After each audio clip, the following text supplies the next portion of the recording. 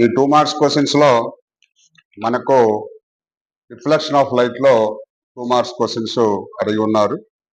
So వీటిలో మనకు important questions ఏమున్నాయో మనకు ఆల్రెడీ ఇచ్చారు list.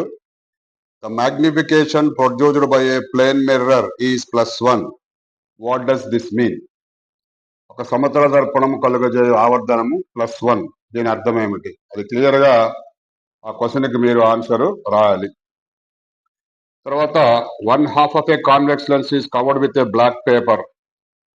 Will this lens produce a complete image of the object? Verify the answer experimentally. Explain your observations. This is also very important question. Next, third one is, a ray of light traveling in air enters obliquely into water. Does the light ray bend towards the normal or away from the normal? Why? ఇది కూడా ఒక కాంతి కిరణము గాలి నుండి నీటిలోనికి వాలుగా ప్రయాణిస్తుంది. ఆ కాంతి కిరణం లంబానికి దగ్గరగా వంగుతుందా లేదా దూరంగా వంగుతుందా? So very simple questions and simple answers. తర్వాత, why do we prefer a convex mirror as a rear view mirror in vehicles? Very very important. ఇది కూడా నంబర్ ఆఫ్ టైమ్స్ ఎగ్జామినేషన్స్ లో కూడా మనకు అడిగారు. తర్వాత, a ray passing through the centre of curvature of a concave mirror after reflection is reflected back along the same path. Why? This is the good question. ఇది ఎందుకంటే పుటాకార దర్పణము యొక్క వక్రతా కేంద్రము గుండా ప్రయాణిస్తున్నటువంటి కాంతి కిరణము పరావర్తనం చెందిన తర్వాత అది తిరిగి అదే మార్గంలో వెనుకకు ప్రయాణిస్తుంది. అంటే మామూలుగా ఏం జరుగుతుంది, మిర్రర్స్ లో ఏం జరుగుతుంది, ఇన్స్టెంట్ రే వచ్చి రిఫ్లెక్ట్ అవుతుంది సర్టన్ యాంగిల్లో. ఇక్కడ అదే డైరెక్షన్ లో వెళ్తుందని చెప్తున్నాడు, రీజన్ రాదు. తర్వాత, post any 2 questions on the concept of refractive index. ఇది కూడా మనకు ఈజీగా మార్కులు సంపాదించుకోవడం. ఒక కాన్సెప్ట్ అడుగుతున్నాడు, ఇక్కడ రిఫ్రాక్టివ్ ఇండెక్స్ మీద మీరు 2 క్వశ్చన్లు అడగండి.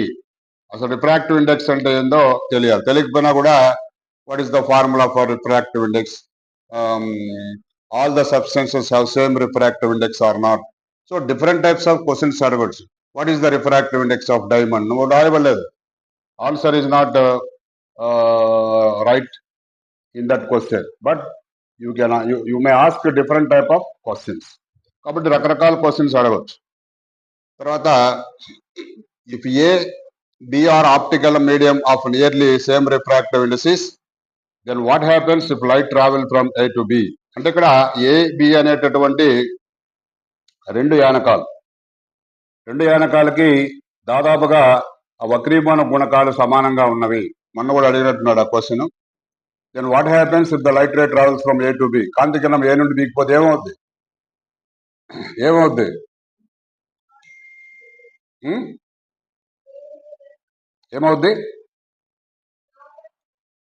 ఏంది నార్మల్ కొంగేది? రిఫ్రాక్టివ్ ఇండెక్స్ రెండు సమానంగా ఉంటే అసలు రిఫ్రాక్షన్ జరగదు. అదే తెలివి అంటే అదే. అది ఎంతసేపు రేరర్లోంచి డెన్సర్లోకి వచ్చిందని చెప్పాడా, డెన్సర్లోంచి రేరర్ పోతుందని చెప్పాడా? అక్కడ ఏం చెప్తున్నాడు, if a b are optical medium of nearly same refractive indexes, same అంటే అక్కడ అవి రెండు డెన్సర్ మీడియంస్ కాదు, రేరర్ మీడియంస్ కాదు. అది తెలియకుండా నీకు అక్కడ రిఫ్రాక్షన్ జరుగుతుందని ఎలా చెప్తాము? There is no possible to find out the concept of refraction రాయాలి. There is no possible. Why? Reason కూడా రాయొచ్చు మనం. రీజన్ ఏంది ఇక్కడ, both mediums have same refractive index. అది ఆ కాన్సెప్ట్ అర్థమైతే రాయగలరు. If you want to see an enlarged image of your face, which type of mirror will you use? Will you see? Where will you place your face? ఇక్కడ ఏ రకమైన దర్పణంలో మీ ముఖ ప్రతిబింబం పెద్దదిగా కనిపెడుతుంది? మీ ముఖమును దర్పణం ముందు ఎక్కడ ఉంచాలి? Place of mirror. సో ఇది ఎక్కడ ఉంటుంది? ఇది ఈ క్వశ్చన్ దేనికి సంబంధించింది?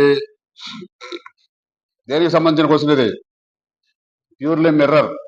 మిర్రర్లో ఏముండాయి? Plane mirror, concave mirror, convex mirror ఉన్నాయి. సో ప్లేన్ మిర్రర్ అందంగా కనిపిస్తాము, అంతే పరిమాణంలో కనిపిస్తాం. ఇంకా నెక్స్ట్ ఉంటే either it is convex or concave. So You may find out which mirror that is. Which mirror is that? So next మనకు ఆ చాప్టర్లో అడిగేటటువంటివి ఆ క్వశ్చన్సే. తర్వాత ఎలక్ట్రిసిటీలో 2 మార్క్స్ ఎలక్ట్రిసిటీలో కూడా అడుగుతున్నారు. ఇక్కడ pose any 2 questions to understand the concept of Ohm law. Ohm law మీద కూడా ఇదే విధంగా 2 క్వశ్చన్స్ అడగమన్నాడు. అడగమంటే మనం ఏమడగొచ్చు? హూ ఈజ్ ఓమ్ అని అడగకూడదు. హూ ఈజ్ ఓమ్ అని అడగకూడదు. అక్కడ ఓమ్స్ లాలో ఇక్కడ ఏముంది మనకు? V is equals to IR అనేటటువంటి ఫార్ములాలో what is the relation between potential different current and resistance అని అడగవచ్చు. అర్థమైందా? So what is the formula for resistance? So లేదంటే how many formulas we will make, how many formulas used V is equals to IR. So different types of questions ఏదైనా కావచ్చు. అది ఎలా ఉండాలంటే మనకు రిలేటెడ్ గా ఉండాలి. ఆ క్వశ్చన్ కి అక్కడ కనిపించేది మనకు 3: పొటెన్షియల్ డిఫరెన్స్, కరెంటు, రెసిస్టెన్స్. ఈ 3 బేస్ చేసుకొని నువ్వు క్వశ్చన్ అడగాలి.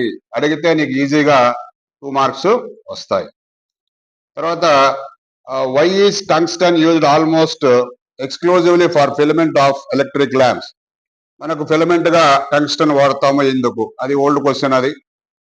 తర్వాత why is the series arrangement not used for domestic circuits. మన గృహాల్లో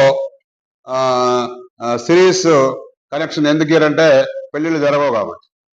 గృహాల్లో పెళ్లిళ్ళు ఎప్పుడో ఒకసారి జరుగుతాయి కాబట్టి పెళ్లిళ్ళకి మాత్రమే మనం ఏమేస్తాము? సిరీస్ కనెక్షన్స్ వాడతాం. కాబట్టి ఇళ్లలో ఎప్పుడు కూడా ప్యారలల్ కనెక్షన్స్ వాడతామని చెప్పినాం. దానికి రీజన్ కూడా రాయాలి. ఆ రీజన్ కూడా you must study to right the reason. కాబట్టి సిరీస్ అని ఎక్కడన్నా మీకు పెళ్లి జరుగుతుందంటే అక్కడ బల్బులు ఎలా కలిపుంటారు? సిరీస్ లో కలిపుంటారు. కాబట్టి సిరీస్ అంటే మరి వివాహాది శుభ కార్యక్రమాలకి సిరీస్. మామూలుగా మనము డొమెస్టిక్ లివింగ్ హౌసెస్ లో అంతా కూడా ఏముంటాయి? కనెక్షన్ ఆఫ్ సర్క్యూట్స్ అంతే కూడా ప్యారలల్ గా ఉంటాయి. Why are coils of electric toasters or electric irons made up of an alloy rather than a pure metal. అది ఇక్కడ లోహాలను ఉపయోగించకుండా అల్లాయిలు ఎందుకు ఉపయోగిస్తారు? దేంట్లో?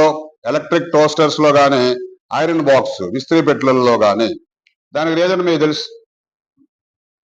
మీకు ఏ రీజన్ తెలుసో అది ఎందుకు అక్కడ ఏం జరుగుతుందో మనం ఆ రీజన్ కరెక్ట్ గా రాయాలి. What happens to the resistivity of a conductor if it's length is doubled.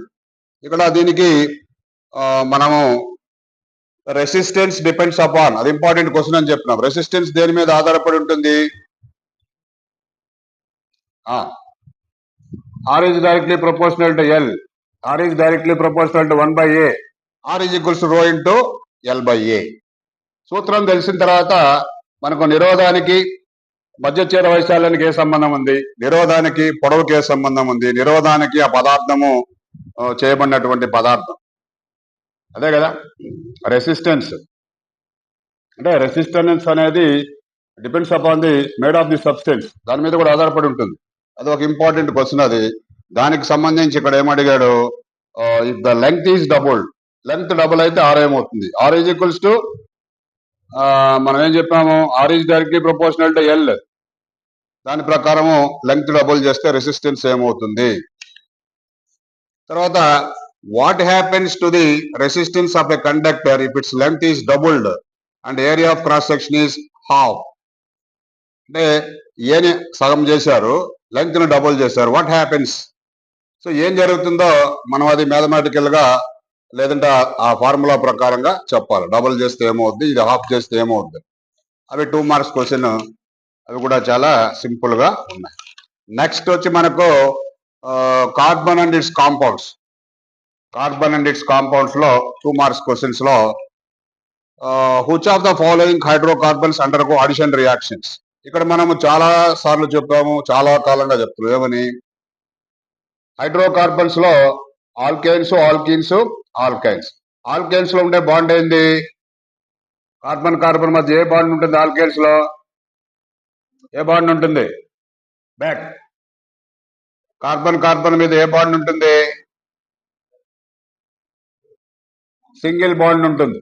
Alkynes లో డబుల్ బాండ్. ఆల్కైన్స్ లో ఇక్కడ C2H6 ఇచ్చారు. C2H6, C3H8, C3H6, C2H2 and CH4. ఇక్కడ ఆల్కేన్స్ ఉన్నాయి, ఆల్కీన్స్ ఉన్నాయి, ఆల్కైన్స్ ఉన్నాయి. నువ్వు వాటిని అలా చేత్తో తాకి గుర్తుపట్టాలి. చేత్తో తాకితే మనకు ఏది ఆల్కేను, ఏది ఆల్కేను, ఏది ఆల్కేనో తెలుస్తుంది. కాబట్టి నువ్వు చేత్తో తాకి గుర్తుపడతావా? లేదు, ఇక్కడ ఫార్ములా చూసి గుర్తుపట్టాలి. కాబట్టి ఫార్ములా చూసి గుర్తుపట్టాలంటే అది ఊరికే రాదు. అది ఆల్కేన్, ఆల్కీన్ అండ్ ఆల్కైన్. ఆల్కేన్స్ లో కార్బన్ కార్బన్ మధ్య సింగిల్ బాండ్ ఉంటే ఎన్ని కార్బన్స్ ఉంటాయి, డబుల్ బాండ్ ఉంటే ఎన్ని కార్బన్స్ ఉంటాయి, సారీ రెండు కార్బన్ల మధ్య ఎన్ని హైడ్రోజన్స్. ఆల్కేన్స్ లో మీథేన్ అంటే CH4, ఆల్కిన్స్ కి వస్తే C డబుల్ బాండ్ C వస్తుంది. హైడ్రోజన్స్ ఎన్ని అవుతాయి? 4 అవుతాయి. ట్రిపుల్ బాండ్ కి వస్తే C double bond C, hydrogens 2 అవుతాయి. కాబట్టి C2H2 ఉంటే ఏంటది? ఉందా అక్కడ? ఉంది. C2H2 ఉంటే ఆల్కేన్, ఆల్కేన్, ఆల్కైనా?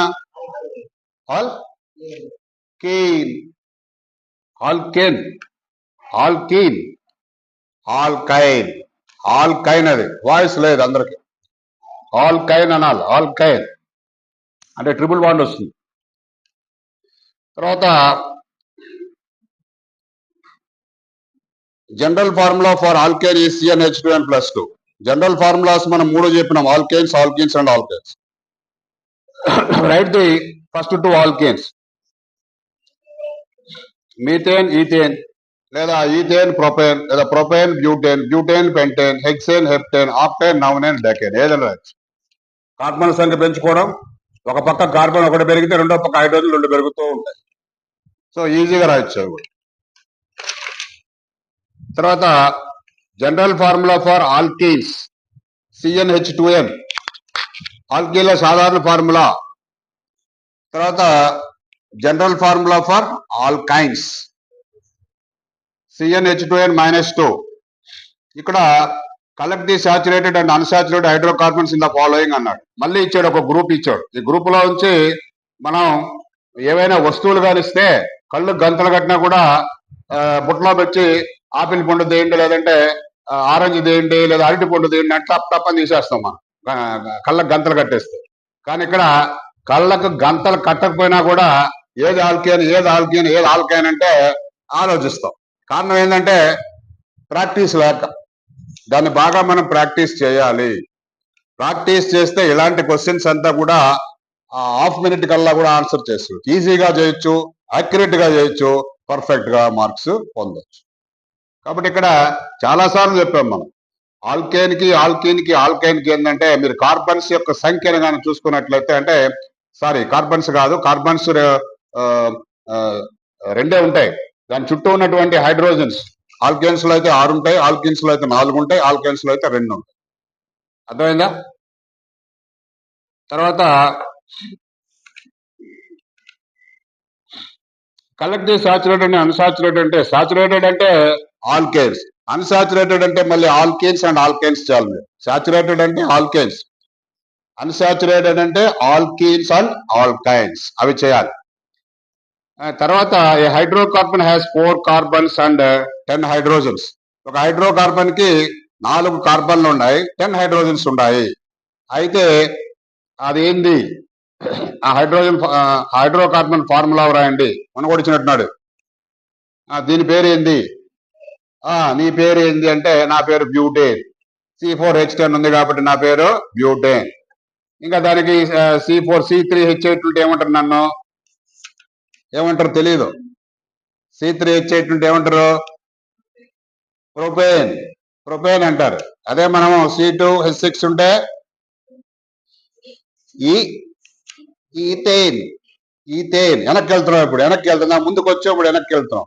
ఆట ఆడుకోవచ్చు. ఒకటి ఆట ఆడుకుంటే అప్పుడు మనకు కరెక్ట్ గా ఆట ఆడలేక సైలెంట్ అయిపోతుంది. కాబట్టి ఇక్కడ మనం ఖచ్చితంగా కాన్సన్ట్రేషన్ ఉండాలా, ప్రాక్టీస్ ఉండాలా, సులభంగా మార్క్స్ సంపాదించుకోవాలి. తర్వాత కంప్లీట్ ద ఫాలోయింగ్ టేబుల్. ఇక్కడ టేబుల్ ఇచ్చారు, ఇంకా ఈజీ. ఈ టేబుల్లో ఏముందంటే మీథేన్ యొక్క ఫార్ములా రాయండి అన్నాడు. రాయలేరు కదా, ఏం రాస్తారు? CH4. C2H6 ఉంది, దాని పేరేంది? C2H6. ప్రొపైన్ కి C4H10 అంటే వాడు లైన్ గా ఇచ్చాడు. ఇంత లైన్ గా ఎవరేరు. మార్చిస్తారు లైన్గా మీథేన్, తర్వాత ఈథేన్, ప్రొపేన్, బ్యూటేన్, అలా కాకుండా కొంచెం మార్చి కూడా నెక్స్ట్ దాంట్లో కంప్లీట్ ద టేబుల్. ఆల్కహాల్ ఇది డెఫినెట్, ఇది ఎందుకంటే ఫంక్షనల్ గ్రూప్ మీద క్వశ్చన్ డెఫినెట్ గా ఉంటుంది. ఆల్కహాల్ అయితే ఓహెచ్, సిహెచ్ఓ ఉంటే కీటోన్ అయితే C double bond O, COH ఉంటే కార్బాక్సిలిక్. వెరీ గుడ్, మంచి రెస్పాన్స్ ఉంది. ఈ సైడ్ ముగ్గురు నుంచి మాట్లాడుతున్నారు, ఈ సైడ్ అంతా దిస్ సైడ్. కాబట్టి 2 మార్క్స్ కూడా అయిపోయినాయి. సో మీరు